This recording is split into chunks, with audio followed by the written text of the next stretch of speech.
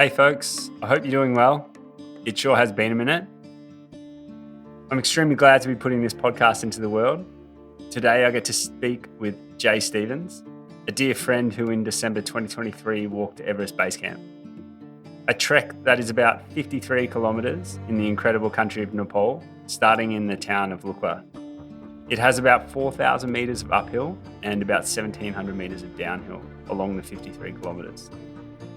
The trek took us 10 days to complete and approximately 95 hours of walking. So Jay's walking style is nothing but style. His journey back to walking after a serious helicopter accident back in 2018 is an incredible story in itself. Jay is an incredible character, and today we get to chat about his mindset, mentality, and also how everyone can achieve a challenge of this magnitude if you back yourself. In doing this, Jay became the first paraplegic to walk to Everest Base Camp. And it was an incredible journey. Within it, Jay was accompanied by the dream team. It included his dad, Mike, friend Dave Byrne, and an incredible local crew of Kumar, Vishal, Asha, Ashim, and Dinesh from Take On Nepal. I was there along the journey as well, and it was one of the most impactful outdoor experiences of my life.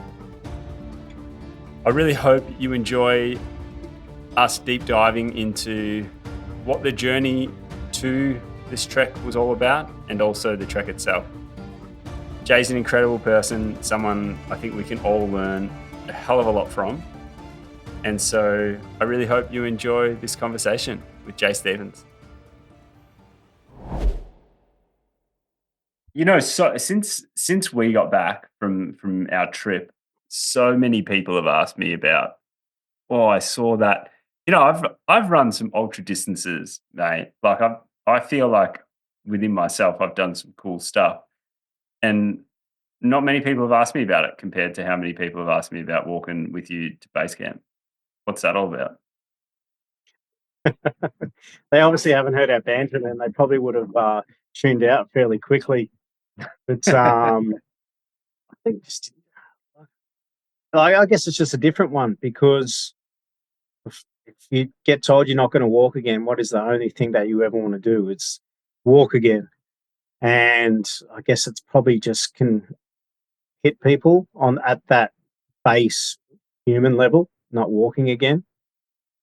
And like I said, I'm just lucky. I guess I just get to do walk again. And I think uh, going over there and doing the walk, I think there was some pretty interesting days when it was getting pretty tough, but you're kind of just sitting there. The only thing you ever want to do when you can't walk is walk. And then some of on those tough days, it's like, well, boy, you got to take your medicine. So I did take my medicine on on pretty much 12 days in a row. So I'm just glad that the message can resonate.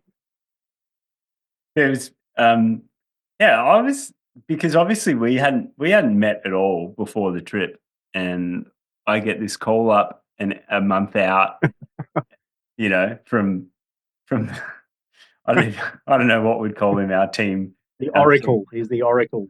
oracle, Mr. David Byrne, the team oracle, and I started doing I did a little bit of research, followed you on Instagram, sent you a DM.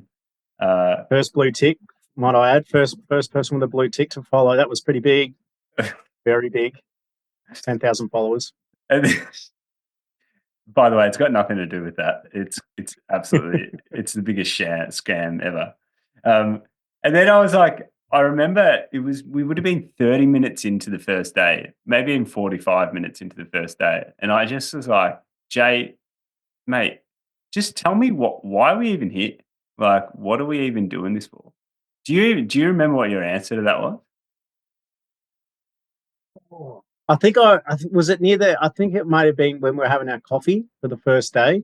Oh I yeah, can't I can't remember my answer probably off the top of my head, but it would have just been you finally get to get out back in nature. And there'd been so many times when you're sitting in a wheelchair and to be able to get back out into a place like that, it was definitely probably would have been along those lines because, like I said, it's a pretty special place in the world to be, and it's certainly a nice spot to get some serious exercise underneath your belt as well. Yeah, but man, like that was actually, yeah, that was spot on. Um, and I guess an answer to that question probably wouldn't change at all, regardless of the set or setting. But that struck me pretty full on because I was just like, oh, geez, you've you've obviously been on an absolute journey to get to where we were, standing at the last coffee shop and on the Himalayan walking trail to Everest Base Camp. But yeah, I mean that was pretty. Yeah, that definitely struck me pretty solid. I was like, holy moly, Jay is out here to to yeah, really kind of freaking live live a huge part of his life again. You know, like to make sure that he's yeah, he's not holding back. I suppose. Um, yeah, what because within all that, mate, like even with such determination to be outside and get into it, holy moly, the you didn't pick something easy to do, man. Like you were seriously grinding every day to a level that I've never seen before. Like, tell me the thought process of you choosing to do what you did, which was walk to base camp from Lukla. I think probably some unrealized potential from younger years. Obviously, I used to have a bit of a track and field background and probably had a little bit more potential that I never fully used. So there was also a few demons from not reaching that. And I think also just given the circumstances about how my accident happened, obviously there was negligence everywhere. The pilot was negligent, the operator was negligent. And then for them to all just get away with everything, not even a slap on the wrist, and to not get any, not a cent in compensation and stuff. So I had a big chip on my shoulder when it came to rehab and stuff. So obviously, the first 4 years were just spent trying to figure out how to use my limbs again. So it kind of just started like crawling. Just all I had was hip flexors, and then I had my quads. And yeah, like I said, I had a chip on my shoulder to get through that. And I think it probably just it kept going, but it was a lot. Rather than being a chip on a shoulder and being angry, it kind of just turned into a bit of a deep focus. And like I said, I was pretty active before the accident. I was always surfing around the world and still running with my little son on a running pram and stuff like that. To have all that just taken away in a flash, like I was filthy. I was really upset about all that. So I was in a hospital where there was lots of guys who'd had some more serious injuries than myself, a lot higher up. Like I said, I think I probably spoke about them. They were quadriplegics, and some of them couldn't even hug their kids. So to sit there and see the challenges that they were going through at the spinal cord hospital, like I said, you'll never ever get dropped in a situation like that where you're stuck at a spinal cord hospital for 6 months trying to relearn to put your life back together. Number one, trying to learn to live in a wheelchair, but also seeing people who are worse off than you. There was nothing that you could just sit there and feel sorry for yourself about because those guys would just sit there and they'd kill to have what I had. So having those experiences, you get perspective really, really quickly, and probably couple that with a bit of a chip on my shoulder for training and wanting to work really hard to. The main thing for me was also to get back out in nature and to have all that just taken away and be confined to a wheelchair. That was crushing. That was really, really hard. So to be able to claw that back, and I think it was just something I was just like, righto, I'm going to bite off a big one here. And yeah, that was the first thing that I've decided to do since I was able to get back up on my feet. So yeah, here we are. It's nice to be talking about it after knocking it off last month. Dude, yeah, knocking it off. Far out. Um, why nature? Like, why this being in nature? What is that? firstly, what does that mean to be in nature? And then secondly, like, what does it look like to be in nature? And then secondly, why? Like, what does it provide to you? I get more back than you'll never feel worse going out in nature than you would feel from coming back in. Like I said, it fills up my cup, basically. And I've always, if I am getting out in nature, I like to be really working hard. Like obviously physical pursuits, surfing. Obviously, I used to head over to Mentawais in Indonesia as many times as the wife had let me, and many times as I could wrangle a few trips. And even just where I live here on the northern beaches, there's obviously Narrabeen Lake. Obviously, I'd get out there with a little one in the running pram and stuff like that. So it was more just was that was where I got recharged. And if you could combine that, the two parts of really working hard and getting recharged at the same time, it's kind of a win-win in my book. So that's definitely the draw for me. Yeah, yeah, it's pretty good stuff. Um, what because and I'm kind of cautious about asking you to recall exactly what happened, because I've definitely doing podcasts or interviews, especially with people that have been through something quite significant. I've been It's been pointed out to me that asking someone to repeat that situation isn't often good for them to do. So instead of asking you to repeat, or to share a little bit about the accident and whatnot, I'll just say, um, do you feel comfortable? Would you want to kind of let people know a little bit more about what happened and in the accident, or we can just move on and just talk a little bit more about the pilgrimage to the rock. No, I've done plenty of work around that. Actually, I've done plenty of EMDR stuff. Obviously, just going back into the crash and processing it and stuff like that. So yeah, I'm more than happy to share. What's Obviously, what's the journey. EMDR? So it's a type of therapy, and it's called EMDR, is eye movement desensitization reprogramming, and it's it's something so basic, but it really works really well. Mm, I don't know if when you see people sleeping at night, you can obviously see their eyes fluttering. That's when I think they do a lot of their memory processing. And obviously, the psychiatrist in front of you, he actually just moves his fingers in a lateral motion like this, the big fat fingers in front of the screen there. But it actually mimics the same things that's happening in your brain at night when you sleep, when you do your memory processing. wow. So I think theory of it, I'm pretty sure, is when you have a traumatic memory, you've only got either a picture and a really strong emotion. You can't really form memories of it and speak about it in detail. So I'd spent about 3.5, 4 years working with this guy, just basically going back into the accident, the crash, when it was going down, what it was like when I was laying in the dirt, and obviously getting extracted out of there as well. So it took a long time, but like I'm so glad I did it. It was probably the first thing I wanted to do when I got out of there, because having young kids, I just never wanted them to be a victim or experience anything really bad from PTSD that could come from that. So that was one of the main things that I went and did straight away, was that EMDR therapy for the PTSD. Wow. Yeah, geez. That's it's quite that's quite like that takes a lot of forethought from your point of view as well, to like want to to be aware that something like PTSD could play a part in your future, especially with the kids.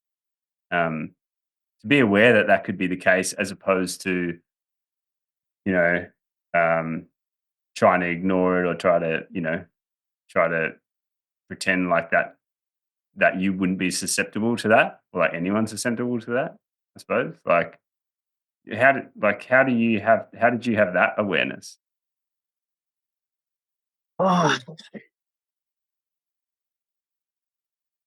it's not like I'd researched it and stuff. I think it was more just I was just thinking about it from being a father, and I was just yeah, I just never wanted my kids to feel any sort of like they'd felt enough trauma. Obviously, my son, he was only 18 months old when it happened. And then all of a sudden, dad was away for 6 months. And so, and of course, mum was at home trying to deal with her trauma. So you could only, kids being non-verbal, especially, they feel energy. So you can only imagine all the stuff that they've gone through, my wife's gone through. And like I said, I just felt it was my duty to take care of that kind of stuff because they'd already suffered enough and they can't fix that for me. That's something that I've got to do myself. Very similar to my own rehab. Like I said, it's all on your own back and you've got to do it. And that was also one too. I just didn't want to be a prisoner for this for the rest of my life. It's like I said, it's probably that chip on my shoulder thing. I'm like, you ain't beating me kind of thing. So it's probably definitely a bit of that in there as well. Yeah, yeah. How does comedy and jokes and just like being lighthearted, how does that exist in your life? And how has it existed in your life throughout your rehab? I think a big thing, it all comes back. Like, of course, it comes down to environment too. There was yourself, myself, my dad, and Dave. And like I said, I respond to, I get more motivation from someone telling me I can't do something. And then I'm just like, oh, watch, watch me. And then, of course, as it related to our days on the trip, I get more motivation from some people just having like just solid banter on the trip rather than from someone sitting there patting me on the back. Come on, Jay, you can get up the hill. I'd rather someone just sit there just cracking jokes at it. Come on, you slow F. Hurry up. I'd rather, because it just keeps the banter going. And like I said, it pulls you out of victim mindset. Like I said, I don't drop into it too often, but I'd much rather have that keeping because it keeps your mind ticking over. And I've got a bit of a sharp tongue. I like to bite back as well. So it keeps you away from just grinding too hard in the pain cave. And I'd much rather someone just give me a bit of banter, and obviously say a few rough abrasive things than the big old encouragement. You can do this. 1 more kilometer left. I don't care about the kilometer. I just care about how I can beat you up the kilometer. And if you say I can't do it, I'll do it. I get much more motivation from that dark humor than I Yeah. do from the old airy fairy flowers. So I can imagine you must have been a special character in rehab.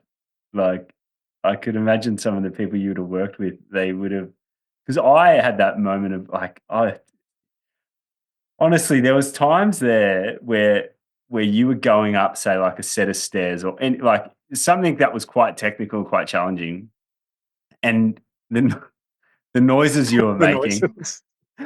along with just Fast and everything else, Furious. you know, like just eating dust because it was just dusty and getting yak dust all over us and all of that. And then I just in my mind, I'm watching you go and I'm like, oh man, Jay must be in the absolute hurt locker right now. And then out of nowhere, you would just be like, oh, now I know what it's like to be a one-armed bricklayer in Baghdad. And it was just like, pardon, what? Sorry, what, sir? Like, how is that the thought that's running through your brain right now? Because for me, I'm like, oh, poor Jay, he's just absolutely suffering. And then you just come out with a joke. Like, and we That was all it. That's the dark humor. It just gets you through. And even some of the days when it was just like gritting, hard days, I'd just be sitting there saying, "Come on!" I had a fundraiser, obviously, to get myself over to Everest and get most of the trip funded. So, but even like I said, you've signed up for this. You've got to take your medicine. And some of the days I was just like, "Oh, come on, fundraiser boy, come on." You've got to put your money where your mouth is now. And yeah, like I said, I find I can dig a lot harder because it's just a conversation. Like I said, pain and grinding away for hours and hours. It's essentially just a conversation with yourself. You're talking to yourself the whole time. So I much rather sit there and try and will my way through it that way than sit there and just going, oh, 1 more kilometer, 1 more kilometer. I'm just much like, well, come on, fundraiser boy, take your medicine now. You've signed up for this. Eat your medicine. Eat your medicine. Oh man. Oh, it's such a good, like such an unreal mindset that I totally did not expect you to have that It there. was Oh, we were lucky for sure. some of those down that I think day 4 when we were walking downhill in the dark for about 2 or 3 hours. Some of the banter was certainly dwindling fast. Oh, The only way I got through it was I said Dave had speakers with river noises to try and make it seem closer. I'm like, he's turned the speakers up, yeah. trying to trick us to make it seem longer. Oh man, that was such a brutal moment within the whole thing. Of like, Oh, surely we're close now. Surely. that was a Not the rough case. one. Like I said, going uphill, you could have a rest each step, but going downhill, your shoulders were holding the sticks and they're on the whole time. Yeah. So that was probably the harder ones, probably going downhill for extended amounts of time. Yeah. So Jay, do you mind sharing a little bit about everything with the accident? Yeah. Yeah, so we were at Ayers Rock at the start of 2018. So I was working at a medical device company and I won helicopter flights. Obviously, I'd hit my sales number the year before, and the gift from the company to the top salespeople was helicopter flights. And little did I know that that's where they send all their pilots who've only just got their license. They've only pretty much on their L plates and P plates. That's where they send everyone. And of course, getting on my helicopter, everything was fine getting on. But as soon as we took off, an alarm started. Like, obviously, the helicopter goes up and then you hover for a little bit and then you take off. Just after the thing stopped hovering, the alarm went off. So obviously, the guy should have just come straight back down straight away. But obviously, being on his L plates, he just panicked and he just started flying up higher into the sky. And I didn't know anything was wrong because when you're in the helicopter, you have the headphones on, so you couldn't really hear that alarm going off. But so the alarm was low RPM, so low power to the propellers, and unfortunately, the higher that the helicopter goes up, well, the way to fix low RPM to the blades is you flatten the blades to reduce the wind resistance, so then you can get the power back and then obviously come back down. But instead, he's actually tilted the blades to try and climb up. So the higher that helicopter got, the less power that it had until it got to a point where it stalled. But before it stalled, it started shaking. So obviously, I'm fine with turbulence on a plane. So I kind of just thought it was a bit of turbulence. So I started shaking and I was just like, oh, yeah, a bit of turbulence, that's fine. And then the shaking didn't stop. It just kept kind of getting worse and worse. And you're like, oh, it's pretty bad turbulence because you've experienced bad turbulence on a plane. It just gets worse and worse and then dies down. Kept getting worse, worse, and then you're like, so right, there's something seriously going wrong. And he wasn't saying anything either. So I think he was just frozen as well. But you're waiting for him to fix something. You're waiting for him to fix everything. And he's not, number one, he's not saying a word. Number two, he's not fixing it. And number three, the shaking's just getting worse and worse. So it was kind of like it was happening really fast, but in slow motion at the same time. Like the way that we're talking about it now is the chain of thought that's going through your head, but it was all happening so fast with all the shaking until it basically got to a point where the shaking, like pretty much my seatbelt got ripped off, like, and my head was nearly hitting the roof. That was how bad the shaking was, and that was obviously when the helicopter stalled, and then we just fell out of the sky. And there's pictures of the crash site, and you'll see the helicopter's laying on its side, but you can actually see the blades. They're in perfect working condition. They weren't even spinning when we hit the ground because when you see a helicopter, obviously we've rolled down a sand dune, and if those blades were spinning, they would have like got ripped up in the ground, but they weren't even spinning when we hit the ground. So we've obviously just come down from a full stall.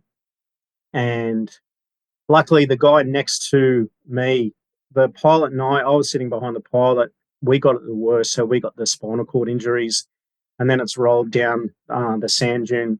Luckily, the guy sitting next to me, he'd had a concussion, but obviously when he come to it, he was able to pull us out. Obviously, my seatbelt got broken, so I got thrown around the cabin. And just before we got pulled out, it was all fuel and stuff that was dripping on us. And so luckily we got out of there because we probably could have been, yeah, it was pretty close to going up as well.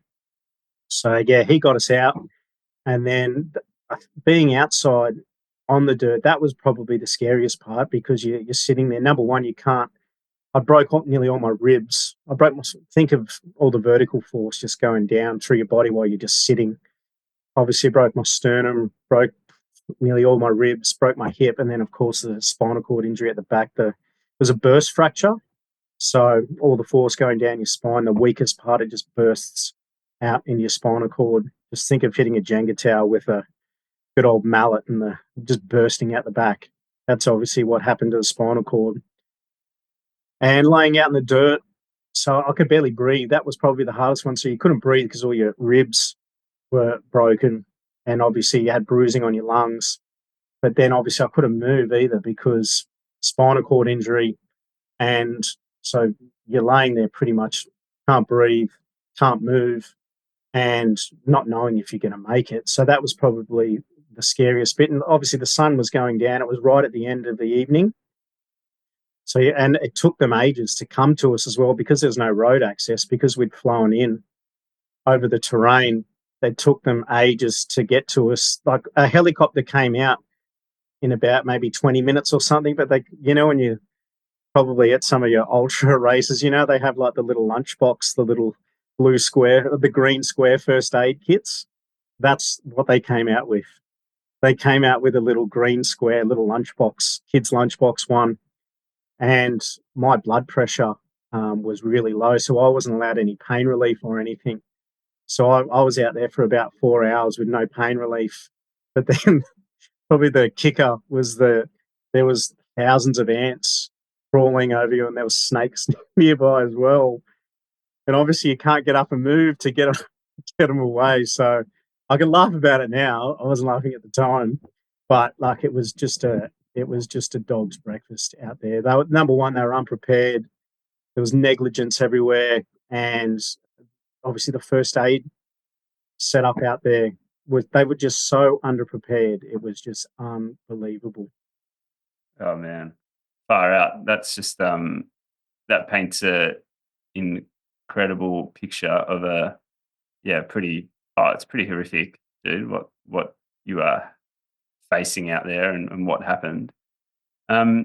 Not to spend too much time in that space and that memory, like you, you then obviously went on a bit of a journey with regards to that moment and recovering from that moment with surgeries, a lot of time in hospital, rehab.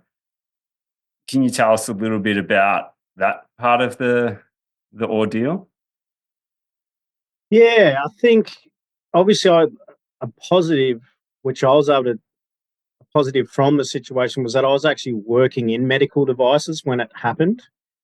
And so I was, funnily enough, I actually was working with spinal cord surgeons, spinal surgeons, not spinal cord surgeons, spinal surgeons at the time. And when I knew it was bad, as soon as it happened, I couldn't feel anything, I couldn't move anything. And as soon as I got to Adelaide, I knew it was really serious. And the only thing I did ask the surgeon when he came back in the next day, I said, was it complete or incomplete? Obviously, complete being a full cut of your spinal cord, and you're not going to get very much. You're not generally going to get much back ever. And that was the only thing I asked. And I can just remember just sitting there, just praying. I'm like, just say incomplete. And yeah, that was the first things they said. Yeah, they said it was incomplete, and they were about to continue telling me like more and more information. I just said, stop, stop, stop, stop. I said, that's all I want to know. Because obviously, working in medical device, knowing the anatomy quite well, you can only imagine if I had have got every single piece of information, how much that would have just been mulling around in my head. So that was all I knew for 4 years. I only took a look at my notes at the start of last year. And obviously, at the start of last year, when I took a look, there was probably about 75, 80% crushed. But I didn't know that until the start of last year by that time, I was up and I was walking a fair bit now. So I didn't really care. It didn't bother me because I'd got back up and was walking with my braces and sticks. So obviously, it was quite serious, like 75, 80%. But I didn't know that for the first 4 years.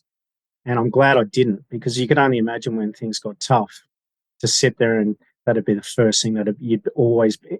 It'd just be your default thought that you'd automatically go back to is like, oh shit, I've crushed it about 80% here, 75, 80% here. I don't know if this is going to happen. But all I knew was just an incomplete injury. And I'm very, very happy that it went that way, because, like I said, incomplete was a possibility for me. And obviously it's worked out pretty well. So, and some other parts of it as well, working in medical devices, I had 4 levels of my spine. I had a 4-level fusion where I did have the burst fracture obviously pop out. They take out your disc, and then they screw into your vertebrae, and they put a big rod down, and they just clamp it all back down together to reduce it. And normally people never ever get their spinal hardware taken out.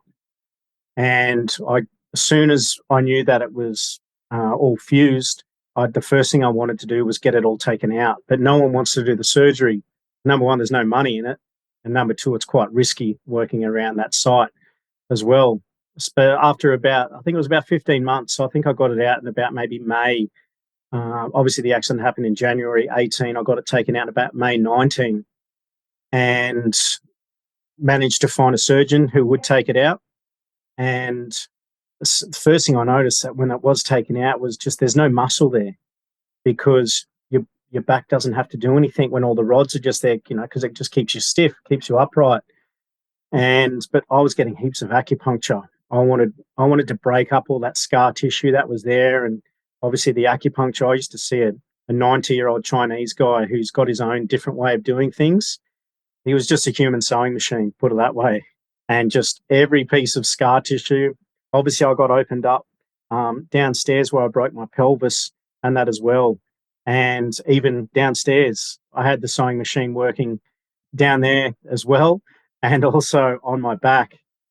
But like I said, breaking up all that scar tissue, getting new fresh blood, going through all that, that was, like I said, that was a positive from working in medical devices, to know that you could get it taken out, and making a few phone calls to the right people to get them taken out. Because a lot of the times, the surgeons just say no. And so I was lucky to get it taken out. I was lucky to find the acupuncture guy who I was using. And so it's weird how the dominoes have fallen, and just having the knowledge that I had and the field that I was working in, finding and just thinking outside the box. I think that was the big thing. Even when I was at the spinal cord hospital, they were trying to get me to sit on the edge of a bed and do do boxing into boxing pads, and I was just filthy. I was just like, this is not going to get me to walk. Like, sit there and punch some pads. Oh my gosh. So I ended up doing a lot of my own training. There was a standing frame, like you stand up in this frame, and your knees get pushed up to keep your legs straight. So they're pushed back by a pad. And I'd just stand there, I'd throw a tennis ball against the wall for like an hour, like both sides, and catching with different hands, because there was neurological stimulation. And like I said, if you're just sitting there in a rigid wheelchair all day, there's no stimulation going down your spinal cord. And so I was doing a lot of my own stuff. So in that standing frame, I'd throw the tennis ball against the wall every single day, just to try and keep the messages going down there. And some of the days I'd actually just put on my headphones, and I'd actually just rock from side to side, just the biomechanics of running, obviously opposite arm, opposite leg. And I'd actually just sit there, and I'd just try and just get anything going down the spinal cord. So I was just thinking really outside the box. And like I said, it's paid off. It was I did everything the opposite way. Pretty much what they were telling me to do, I kind of just didn't do what they were telling me to do. I was doing opposite things. And yeah, here we are. So it's worked out well. Mate, Such a pain in the ass, I bet. Like, Oh, mate, just standing there for 1 hour throwing a tennis ball against a wall, just like, oh. man, you There's a have lot standing endurance. up too for the first time when you stand up, all the blood rushing back down to your legs, just the throbbing that would happen in your legs was just really, really, I can't explain. Just I can't remember, was it the capillary refill or something similar to like capillary refill? But when I stood up for the first few times, just the throbbing of pain, it was just, yeah, it's like something else. You're just like, whoa, like DOMs on steroids, Rhabdo on steroids. So, mate, what is what is the situation now with your with how you can move, what works for you, what doesn't, and like, so how do you generally move around nowadays? So if I don't have braces on my legs, I'm still in the wheelchair. I've got no motor control pretty much below my knee, and my anterior muscles are stronger. So my hip flexors and my quads are the strongest muscles, and my glutes and hamstrings are working, but they're really weak. So that's why it's weird the way that the muscles did come back, because usually it should be hip flexors, quads, down like tibialis anterior. That's the way the spinal cord goes. But L1, L2, L3, L4, L5. But in a weird way, my hip flexors came back first, and then my glutes kind of came back, and they're like S3, S2, I think, I believe. So it was kind of weird. Like every single spinal cord injury is different, and in a weird way, that's kind of how mine came back. And the two muscles you need to start, obviously, your hip flexors and probably glutes, because then you get that hip extension. Because otherwise you just kind of hunched the whole time. So to be able to stand up taller and just get that hip extension, like I said, it's quite hard for me to squeeze my glutes because they are weak. But like I said, there's enough there to obviously walk for multiple kilometers, which I've had to build off that. But anterior muscles are the stronger ones, so everything just goes to my knees. So hip flexors and quads are the strongest, and on the backside, my glutes and hamstrings, they do work, but they're really weak. Yeah, yeah. And then when you are walking, when you're out of the wheelchair, you're walking with your braces, and that's like a footbed, and then it comes up with like a carbon fiber plate or shaft up to, it's just below your knee, isn't it? Yes, so they go in the shoe as well, because obviously with them not walking, my foot just flops. So I can't, obviously I've got no dorsiflexion in my feet. So the carbon braces, they strap around my calf, and then they go into the shoe. So each step, obviously my foot comes up like that. So Mm. And then you got your crutches, which obviously you use to like hold yourself up. But then there were some days where I remember you walking across a bridge. You just stopped oh, using your crutches and you were just waving around, just being like a bit of a joker and being like, "Who needs these anyway?" I And think I had then the Conor McGregor strut going on. I think I had little floppy arms, yeah, so like millionaire strut. you can do that to some degree, but not for a long distance. No, so yeah, I reckon I could probably walk maybe about 50 or 100 meters without them, but it's like you're doing a one rep max. I have to squeeze so hard with my glutes because they're so weak to be able to maintain the extension. And yeah, like I said, it's I was working hard for that little for that 10 seconds. That was a one rep max. I remember it, so it was worth it. I remember it on the trip. After 10 days, that was one thing that stuck with me, the strut. I appreciate you for giving it a go. Yeah, right. Okay, so and then yeah, you obviously walk with your crutches, you've got your braces on, and that's really what we did. Um, well, that's what we did in Nepal the whole time. You didn't have a wheelchair with you for that entire trip.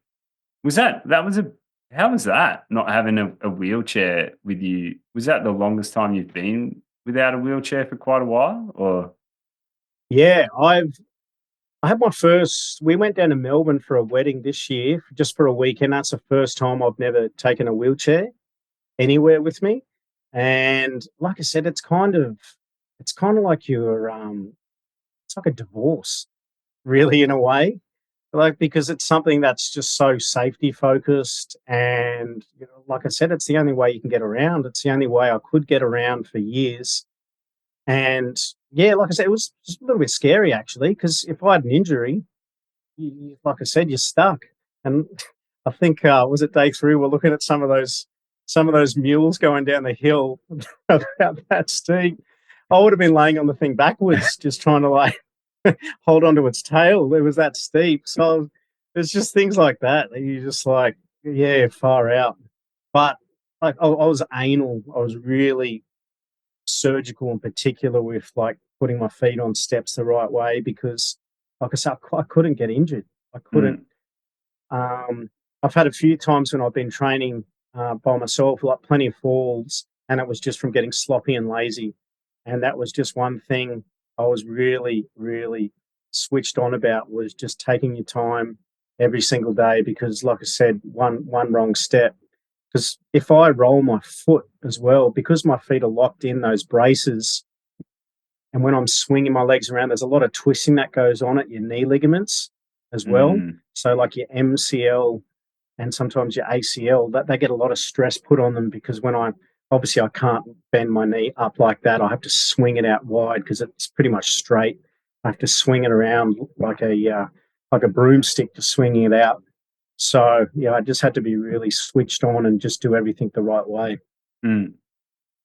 Yeah, man. Because yeah, like the hike, which is it even makes me realize it even more how full on that is what we did. Because for the hike, we landed in Kathmandu. You had a bit of an epic journey with Dave flying from Sydney to Kathmandu via Singapore. That was a Wow. Wow. that that was a conversation in and of itself. So that was the first international travel you did: Sydney, Singapore, Singapore, Kathmandu. You arrived into Kathmandu at like midnight on the day you arrived. I think we were up at 5 a.m. the next morning, and I recall you and Dave got like 2 or 3 hours sleep, if that, in a hotel in Kathmandu. And then we jumped in back in a van and we drove direct out to the Kathmandu airport again at like 5 a.m. And we were bound for a plane to Lukla, and then from Lukla, we went to a hotel for, I don't know, an hour just to get a few things finally sorted. And then we started the 54 kilometer trek up to Everest Base Camp, which had, I think, because we did it in reverse afterwards, I think it's got 4,000 meters of elevation gain, and it has about 1,600 meters of elevation loss. That's how much downhill you also have when you're hiking up to base camp, finishing up at 5,364 meters, I think, is what's spray painted onto Mm. the rock. Um, like you, man, you put yourself, like, talk about safety and moving into areas of like vulnerability out there. You were you were just you were diving in the deep end there, mate. Because yeah, we had a helicopter potentially to come in for an emergency, but far out. Like, did at any moment you were thinking like, I've put myself too far in the deep here? No, like I said, it was probably more the thoughts before you went over that, like those scenarios were running through your head. I think it's probably I'm quite neutral minded when it comes to things like that. Like I'll always accept the worst case scenario, and I try not to let myself get too high as well, because like I said, a bit of an adrenaline dump. So I'm quite neutral And it probably just comes along with what I said before, just that humor and stuff. It just keeps things quite neutral as well. And I think the first thing is always just accepting worst case scenario. And that was, I'd thought about it, what would happen. And, you have to make peace with that. And it was kind of similar to running back in the day. I loved racing. I was a pretty terrible trainer, but I always liked competing and racing. And it kind of gave me that same feeling again. Like each day I knew it was just going to be a solid grind. And some of those mornings, after probably a bit of excess amounts of strawberry jam on Tibetan bread, I was ready to go. I was ready to go. As long as my dad hadn't hogged all the jam and the butter, I was good to go. Oh, how was it? How was it having your dad there? Yeah, it was good. He Mhm. gave me a big surprise because obviously we went like super close growing up, and obviously like later on in life. And he kind of just gave me a phone call out of the blue. He's just like, obviously he's quite softly spoken. He actually comes out of his shell a lot if he's comfortable around people. And he got on like a house on fire with you and Dave. So for him to start cracking jokes, I was like, "Ooh, jeez." We ended up calling him Vlad for listeners because he had this big Russian hat with the big floppy woolen ears. And as soon as I heard some jokes and a bit of banter coming out of him, I was like, "Oh, geez, he's quite reserved and pretty quiet." So no, it was really good. He kind of reached out about 6 months before, kind of near the fundraiser time. He's just like, oh, I might think about coming, son. I was like, "Geez," I was shocked. Um, but no, it was really good. Like I said, good bonding, and like we had a small little group, and we got on really well with the team from Take on the Paul.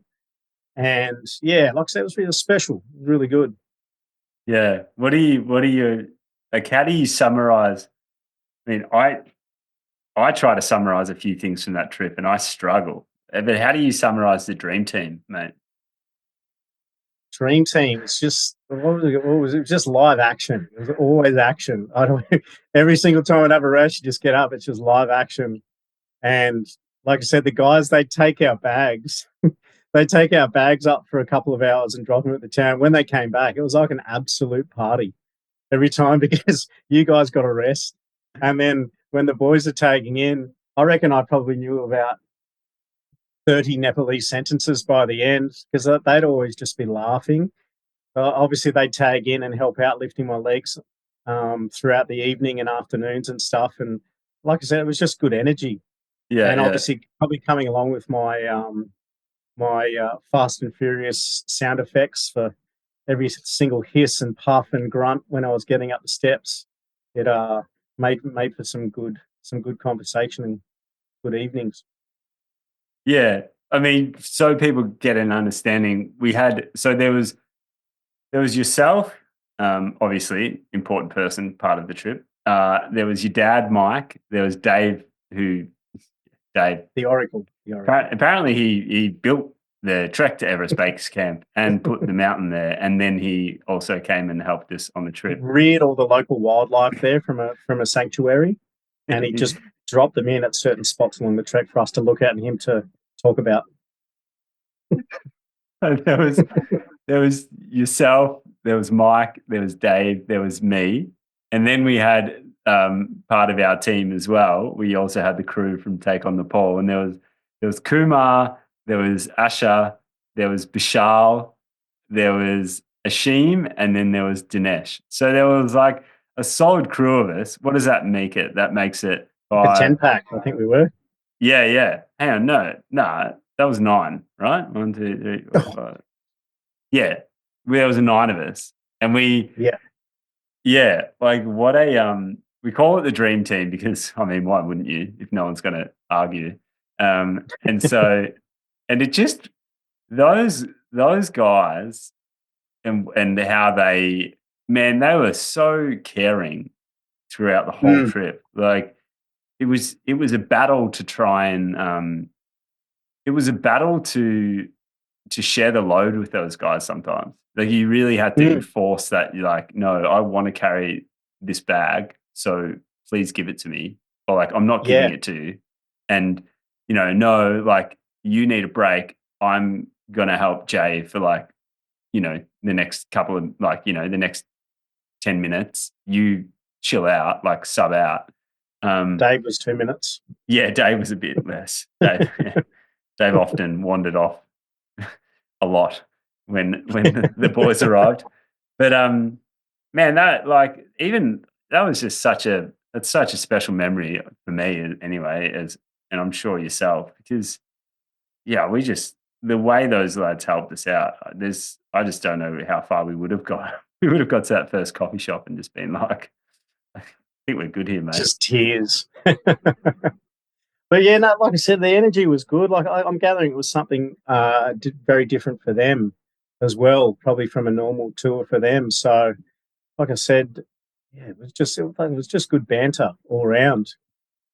Was there for you, was there a low moment that really sticks with you throughout the whole trek? No, like I said, it was pretty good. Like one of the big things I enjoyed was just getting after it every day. So when you get told you're not going to walk again, and then you get a chance to get out and just really grind, like I said, probably some of your audience, ultra runners and marathoners, there's nothing better sometimes when you're in the zone and you're feeling good, you're feeling fit, and you're trained up for a big race. There's nothing better than just putting it all on the line. And like I said, it was race day. Every day was race day. So I was just pumped up. I was like on a high, but like obviously kept in check. But that's honestly what it felt like. I'd like the biggest thing is I've been thinking about that for 4 years. Like I'd watched a documentary when I was in the hospital, and it was on base camp on K2, similar mountains. But it was following them going in the base camp all the way there. And of course, so I got to travel around, but it was always surfing holidays. And when I couldn't walk, I was just kicking myself a bit. I'm like, shit, why didn't you get over there and do something like that? So that was kind of when the seed was planted. And then obviously once I started to walk and walk, I just couldn't get it out of my head. It was just like an itch you couldn't stop scratching. It wouldn't go away. So it had always been there. And to finally be able to just put it all together, yeah, like I said, I was ready. It'd just been in there for so long. So to really get in and give it a crack, it was really, really good. And well, then what would like? I remember we all had a chat about it, like a highlight from the trip. I know there was so many, but is there one that you speak about often now you're home? Like I said, yeah, I'm just going through my mind. There was heaps. I think it was more kind of relief when you did get there to base camp, because I still kind of had that competitive mindset of it. Like I couldn't relax and enjoy things because I was only there to do one job, and that was to get there. And like I said, so I wasn't ever gonna get ahead of myself, and it also probably helped. I couldn't really take in too much. If someone had a POV cam, as we discussed, all they would see is my feet for 12 days straight for 12 hours each. It'd be a cracking movie. Obviously, I can't feel my left leg, so I always have to look down and see where that is so I don't fall over, and obviously just don't risk any more injuries. So a lot of the time it just came, especially on those harder days, you just have to break things into like manageable chunks. Um, I think it was probably a very good moment. I think once we got up to what was the town where the monastery was. Obviously, we went up to Namche Bazaar on day 3. We lost, we went up 800 meters. We lost the 800 meters the next day, and then we went up like another 600. So I think just obviously we had 3 tough days. And I think that morning, one of the lowest, to flip it around, probably one of the lower points of the trip was waking up that morning after getting 800 meters up to Namche that day and then losing it the next day. And obviously that was probably about a 12, 13-hour day. And to finish it in the pitch black in the dark, and then to get up in the dark pretty much in the morning and you knew you had another 500 meters of vertical climbing to get up. That was probably one of the harder mornings. But when it came to stuff like that, I just had to get walking. You can sit there and think about it all day, but I'd rather just get on the track and just start to warm up. and then you just start chipping away at it. Mm. And so I think arriving that afternoon, because you could always look back across the valley to see where we were the day before. And I think constantly looking back, and then you could just feel it's like getting in an elevator, you're just going up and up and up. You're like, yes, we're getting close here. And then you'd always be able to see little bits more blue through the trees. And then being able to finally get up to the top of that, because we actually kind of finished at about maybe 3 o'clock or something that afternoon. Yeah. The first 4 days, we'd always finish in the dark.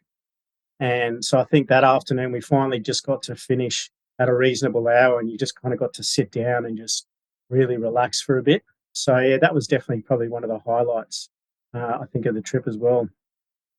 Yeah. Yeah, that was brutal, hey? There was no oh.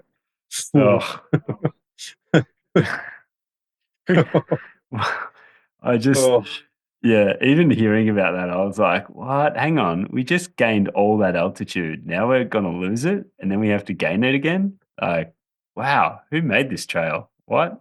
Come on. just those last 4 hours going, losing the 600 or 800 meters back down to that river, because obviously going downhill, it's 10 times slower than going up, because at least you can push up. Whereas going downhill, the sticks were sliding out in the dirt. And obviously, it's quite hard for me to go down really big, steep steps. So it was just so much slower. So I think that was, yeah, definitely one of the harder parts. Yeah, it was yeah, and to see, like, it was obvious that you had so much more strain and tension when we had to navigate down hills. And then the footing, your crutches, the footing of it, we'd have to put our feet down to brace the foot of your crutches so they wouldn't slip Mm, out. So yeah, then, man, it was just I mean, obviously we've got footage and photos of, yeah, you just kind of being circled by 5 people as we were navigating these rocky, steep sections of certain trails. It's pretty far out. Yeah, it was pretty like yeah. I just and another incredible thing about that, despite moving the way that you move, we did it. We got from Lukla to base camp in like a a day less than what traditionally is done for anyone who's walking from Lukla to base camp.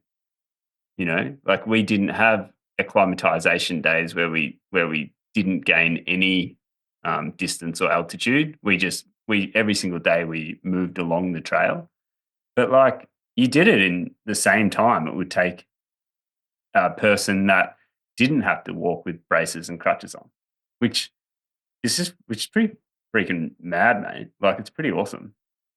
I don't know yeah, if that you was probably a bit of a spin out. That, yeah, I think, when Dave and I first started discussing it, we were just like, there's going to be some rest days that we can build into this. If you're not feeling it some days, you can take a load off, just recover. And then I think I think became pretty apparent very quickly that there ain't any rest days in this.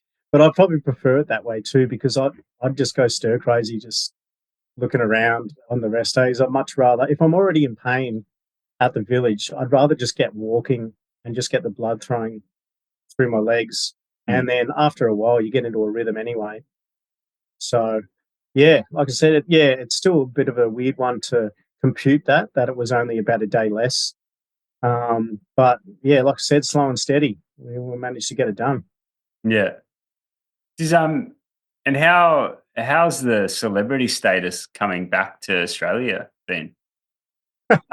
In the house, especially. Yeah, yeah, like I can run that round. I get my brownie points with the kids. But like I said, it's quite different, because it's just kind of just who you are as a person, and to have it obviously resonate on, well, quite a large level with a decent size audience. I guess it's nice because you're just being yourself. There's no other way you can go out and do something like that. You can't put that on. So it's kind of just the way I think about problems. And yeah, like I said, it's very lucky to do what I do. I think that's just the main thing. You'll never be put in a situation where you see some of the things that you've seen at that spinal cord hospital.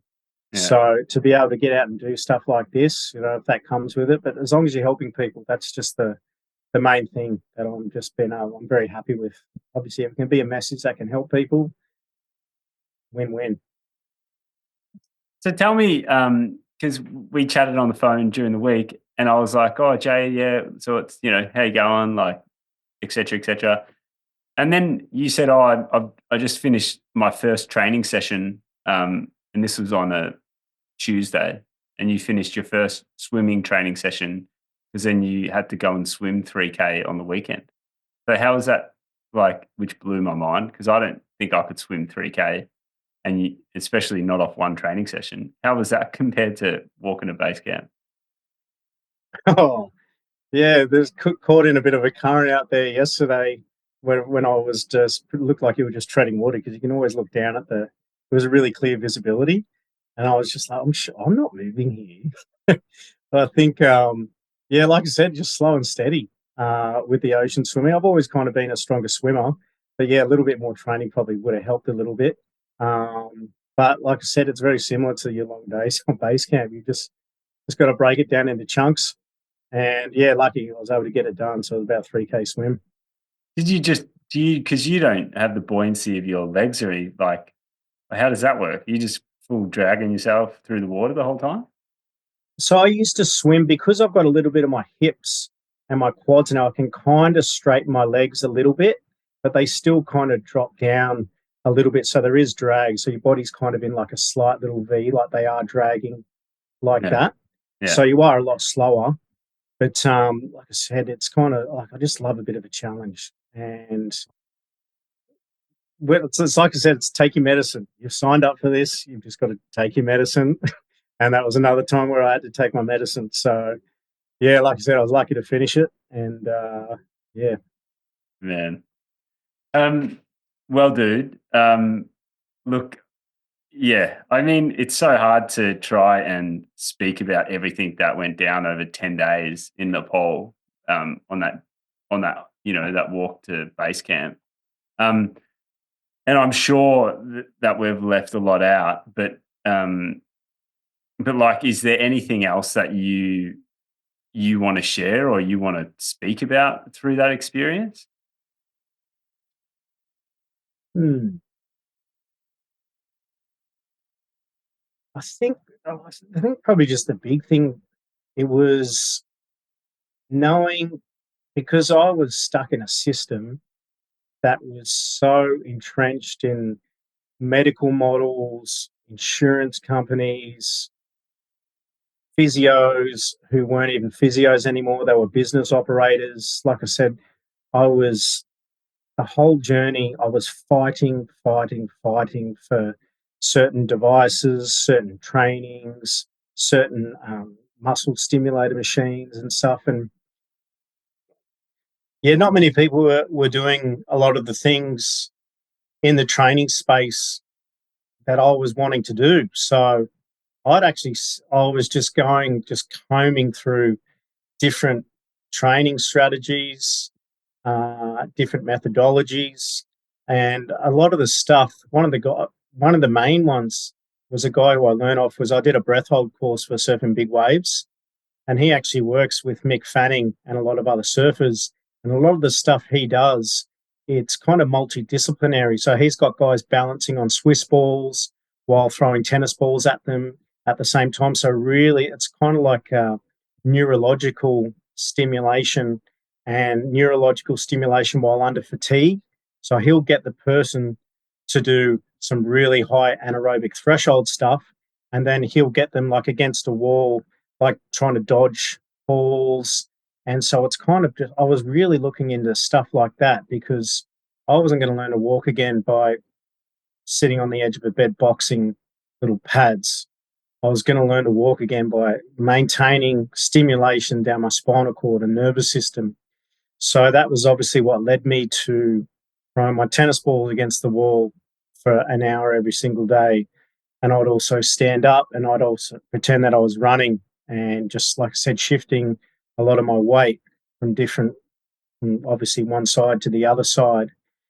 And when I was driving my car, I would sit there and still think that my legs were working. Of course, I've got adapted hand controls. So I've got a ring inside my steering wheel, which is the accelerator. You push on it with your thumbs. But I'd still pretend that my right foot was pushing on the accelerator, my left foot was pushing on the brake. So I just never stopped thinking that my legs were walking.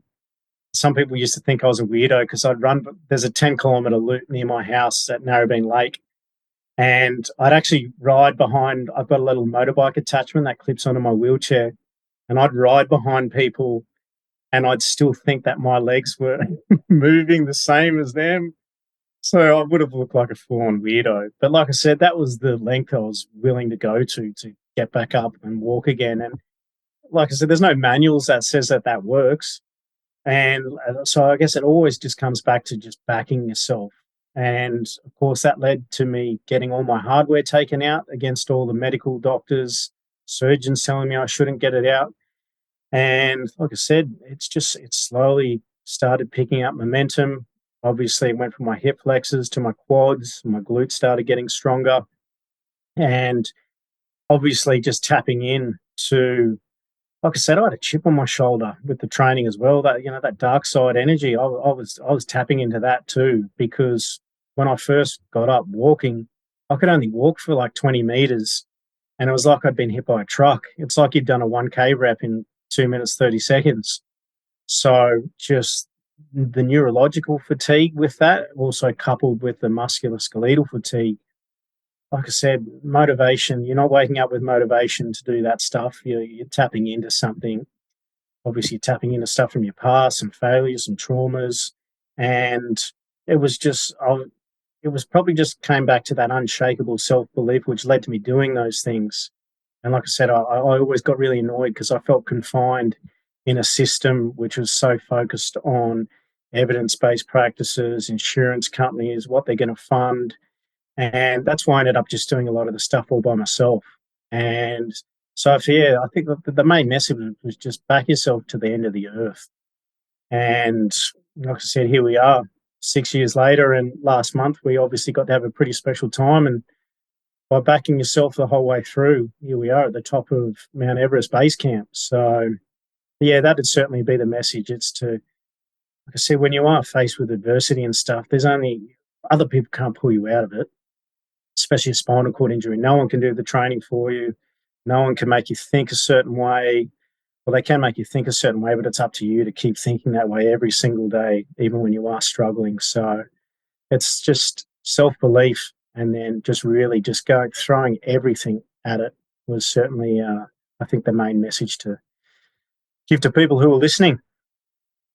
Mm. Well, mate, yeah, I And think also, if I've probably got a few screws loose with the way I think about training and stuff like that. Bit of an obsession there, but oh there's man, been some good results that have come from it. So mate, they're great screws to have loose. I'll tell you what. Yeah, there was just the whole being able to meet you as a person and then get to know you, and then to then be able to go on a 10-day. I don't even know what you'd call it. It's like, it was just this like it was just a 10-day cracker. walking bender. Yeah, yeah, and then absolutely, and then to just have so many laughs. I think like there was moments there I was like literally like those points in your life where you're holding your stomach in pain, just not being able to move, just laughing so much.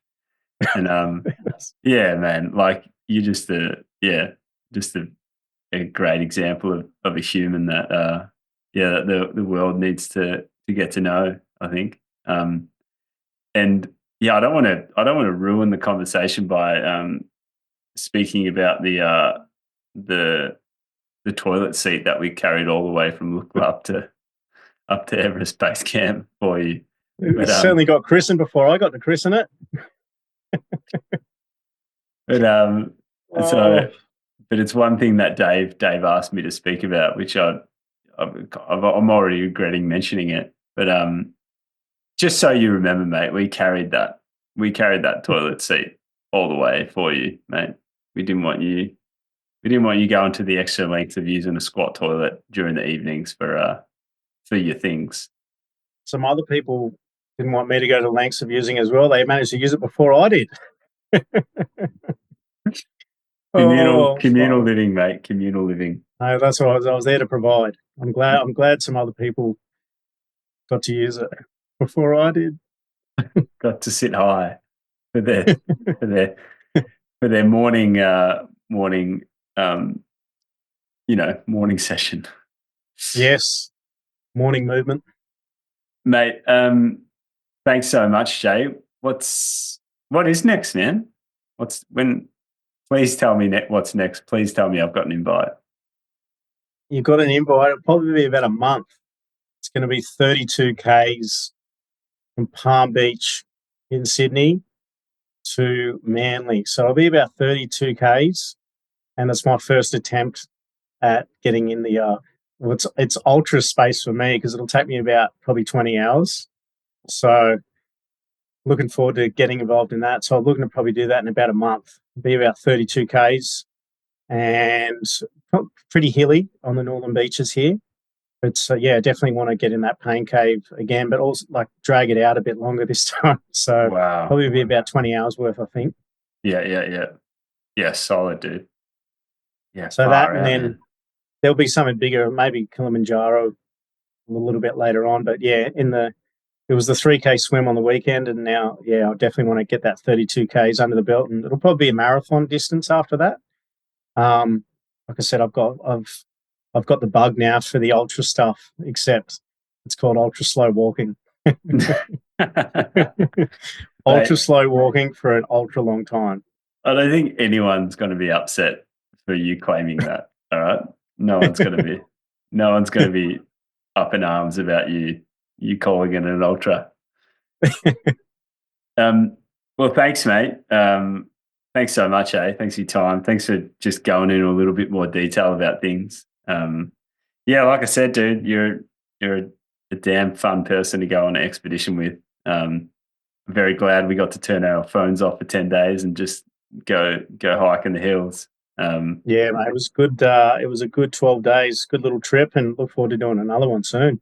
Yeah, absolutely. And are the boys proud? Are your young boys? They know what it's all about, and they're pretty. They were pretty excited when you came back. Yeah, I think definitely going on TV and on the news, I think they've kind of starting to wrap their head around that. It was kind of a bit of a big deal. And Dad's kind of the new big kid on campus at home. Probably the only place that could be a big fish in my own home. But I think obviously my eldest, he's 7.5, so he can kind of wrap his head around it. And I think Tane, who's 5, yeah, I think the TV thing kind of probably brought it on a little bit to obviously kind of brought it into focus. Yeah. So yeah, I'm still dad. In my own, I was still dad, but yeah, that's like I said, you do it for your kids. It's that was probably when it was getting tough. They were the two names I was saying every step with, like when I was pushing on my sticks. It was just Kai, Tane every single step for like sometimes hours. So yeah, they're who you do it for. Yeah, because you had their names printed out on labels on your sticks. On each side. Yeah. By the right hand man, and Big Tane with the sneaky left hand. Left hook. Tane was the left hook. Kai was the right straight. And with the money that you fundraised through, your close friends and your network and stuff, like, have you been able to speak to many of those people, and have they been eager to kind of reach out to you and kind of give you some kudos for it all? Yeah, like I said, community effort, and that was the first thing. I didn't get over there by myself. I got over there because of all of them. So it's community effort, team effort, and I wasn't just representing myself over there. I was representing them. They were kind enough to give me their compassion and obviously financial commitment as well to get over there as well. So that was kind of another thing. A good old motivator was just when it was tough. I was, come on, fundraiser boy, come on, take your medicine. So that was what I mean. It's like I said, yeah, that's that weird type of humor going on. But no, like I said, they've been great. They've been really, really great. And like I said, it's nice to represent them and get up there as well. So I know they do the same. If I know I'd be doing the same for them if it was on the other foot. So like I said, community is very special. Yeah. Yeah. Oh, well, mate. Well, yeah, awesome work, hey? And thanks for being able to share a little bit more about it all. And look forward to the next one, hey? Yeah, absolutely, mate. And I'd love to catch up again, and yeah, look forward to catching up soon. Thanks for having us on. Yeah, absolutely, brother. Absolutely.